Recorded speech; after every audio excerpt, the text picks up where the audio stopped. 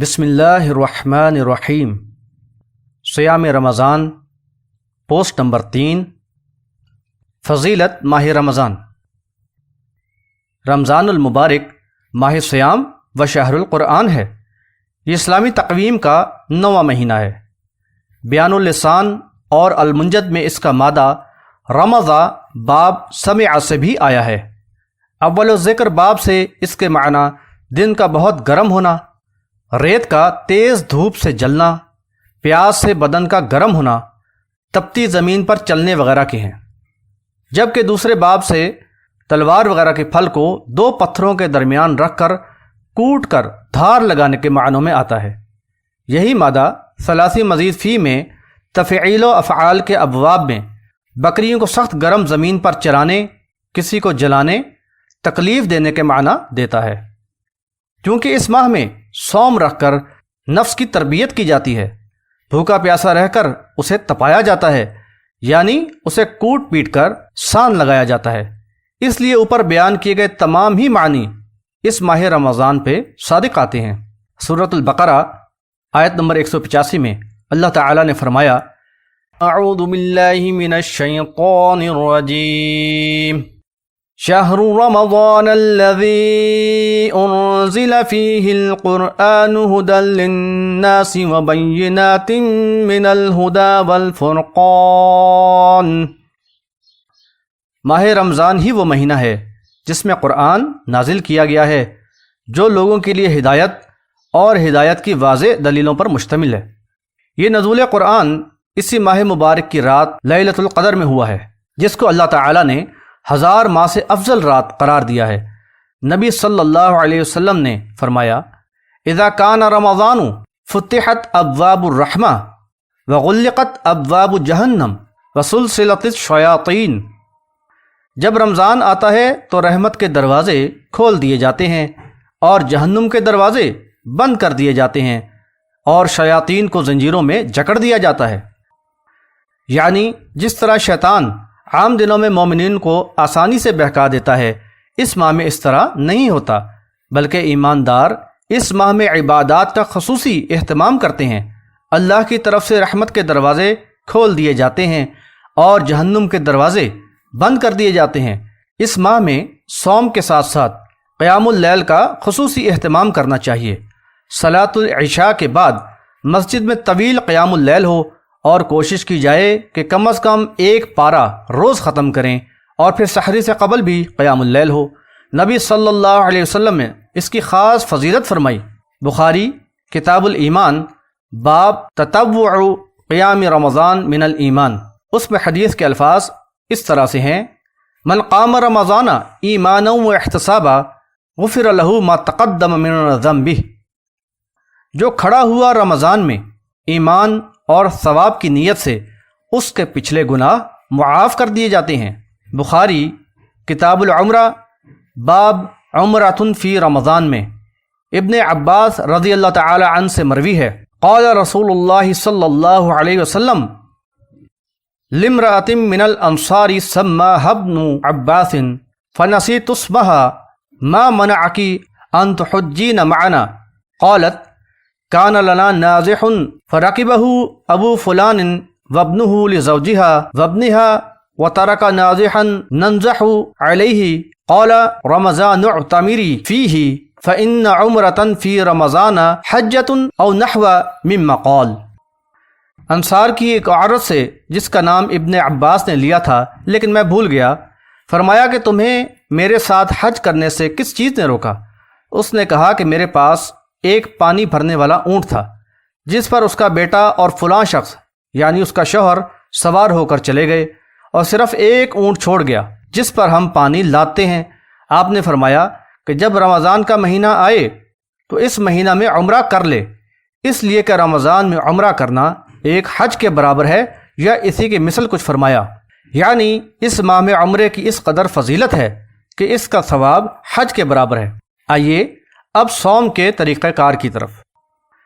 صوم کا طریقہ کار: نبی صلی اللہ علیہ وسلم نے فرمایا: الشہر 29 لیلہ فلا تصوموا حتی تروہ فإن غم علیکم فَأَقْبِلُوا الْعِدَّةَ 30 مہینہ 29 راتوں کا بھی ہوتا ہے، اس لیے جب تک چاند نہ دیکھ لو صوم نہ رکھو، اور جب تک چاند نہ دیکھ لو افطار نہ کرو، اور اگر ابر چھایا ہوا ہو تو 30 دن پورے کرو۔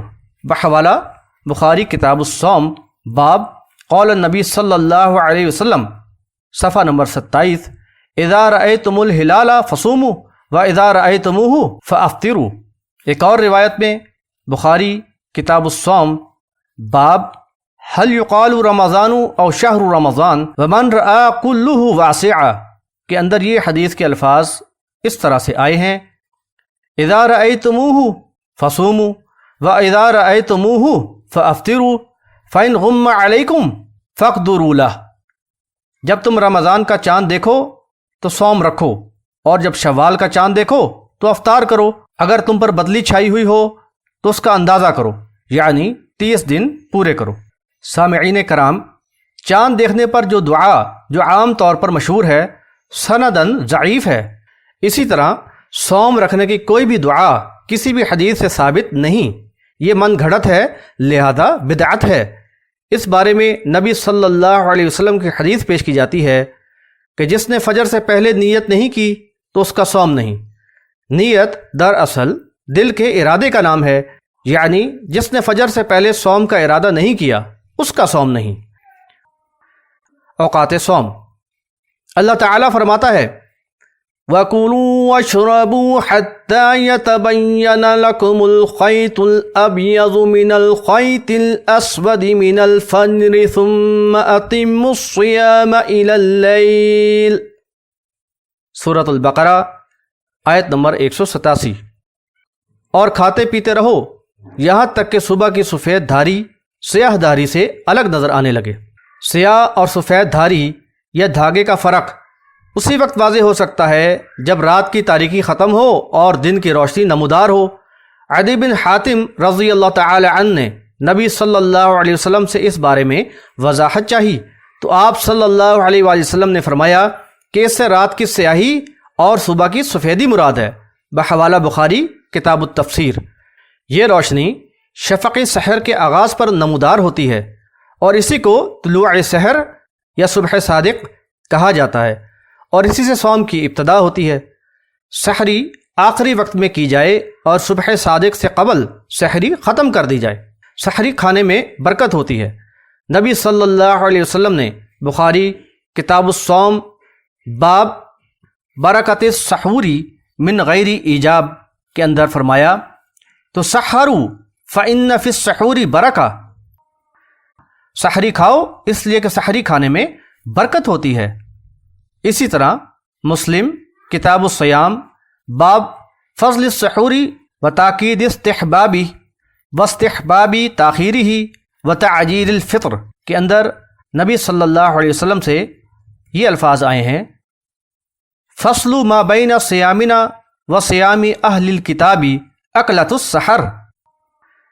ہمارے اور اہل کتاب کے صوم میں سحری کھانے کا فرق ہے۔ بخاری کتاب الصوم، باب متی یحل فطر الصائم میں نبی صلی اللہ علیہ وسلم نے فرمایا: اذا اقبل اللیل من ہا ہنا وادبر النہار من ہا ہنا وغربت الشمس فقد افطر الصائم۔ جب رات اس طرف سے آ جائے اور دن اس طرف سے چلا جائے اور آفتاب ڈوب جائے تو صائم کے افطار کا وقت آ گیا۔ متعدد احادیث میں افطار میں جلدی اور سحری میں تاخیر کرنے کی تاکید کی گئی ہے، لہذا یہ مسنون اور مستحب ہے کہ غروب کے فوراً بعد افطار کر لیا جائے۔ اور یہاں یہ بات قابل وضاحت ہے کہ قطبین کے نزدیکی علاقوں میں جہاں دن اور رات کئی مہینوں کے ہوتے ہیں، وہاں مشرقی اور مغربی افق پر کچھ ایسے آثار نمایاں ہو جاتے ہیں جن سے صبح و شام کا اندازہ لگا کے وہ لوگ سونے، جاگنے اور دیگر ضروریات و مشاغل کے اوقات کار متعین کر لیتے ہیں۔ چنانچہ صلاح اور سحر و افطار کے اوقات کا تعین بھی اسی طرح کیا جا سکتا ہے۔ جب نبی صلی اللہ علیہ وسلم افطار فرماتے تو یہ الفاظ کہتے: ذهب الظماء وابتلت العروق وثبت الاجر ان شاء اللہ۔ بحوالہ ابو داود کتاب الصوم باب القول عند الافطار۔ پیاس بجھ گئی، رگیں تر ہو گئیں اور اجر ثابت ہو گیا اگر اللہ نے چاہا۔ اس مبارک ماہ میں صائم کو صوم افطار کرانے کی بھی بڑی فضیلت ہے۔ ترمذی ابواب الصوم باب ما جاء فی فضل من فطر صائمہ کے اندر نبی صلی اللہ علیہ وسلم نے فرمایا من فطر صائمہ کان لہ مثل اجرہ غیر انہ لا ینقص من اجر الصائم شیئا۔ ترجمہ، جس نے کسی صائم کو افطار کرایا اس کے لیے بھی اتنا ہی اجر ہے جتنا صائم کو ملے گا، اور صائم کے اجر سے کوئی کمی نہ ہوگی۔ لہذا اللہ نے توفیق دی ہو تو زیادہ سے زیادہ کو افطار کرایا جائے۔ اس طرح ماہ سیام مومن کے لیے بہت ہی بڑی نعمت ہے۔ یہ احساس کہ اللہ تعالیٰ نے ہدایت عطا فرما کے ہم پر کتنا عظیم احسان فرمایا ہے، مومن کے دل میں جذبہ تشکر پیدا کرتا ہے، چنانچہ اس کو والہانہ اپنے رب کی عظمت و کبریائی اور حمد و ثنا میں رطب اللسان رہنا چاہیے۔ اس بات کو دل میں اتار لیں کہ رمضان کا مہینہ سیرت و کردار اور اخلاق و اوصاف کی تعمیر و اصلاح کا بہترین وقت ہے۔ مومنین کو چاہیے کہ اس زرعی موقع سے بھرپور فائدہ اٹھائیں اور جو کمی و کوتاہی اس سے قبل ہوئی ہو اس کا ازالہ کریں۔ اپنے اعمال کا محاسبہ کرتے ہوئے اس ماہ کے دن و رات اللہ کی بندگی میں صرف کریں۔ اذکار اور صلاۃ علی النبی یعنی درود کا اہتمام ہو، قرآن مجید کی تلاوت بھی کی جائے، آیات بشارت پر اللہ کی رحمت طلب کی جائے اور آیات وعید پر اللہ کے عذاب سے پناہ مانگی جائے۔ فرض صلاح کا اہتمام بھی پہلے سے بڑھ کر ہو اور نوافل پر زور دیا جائے۔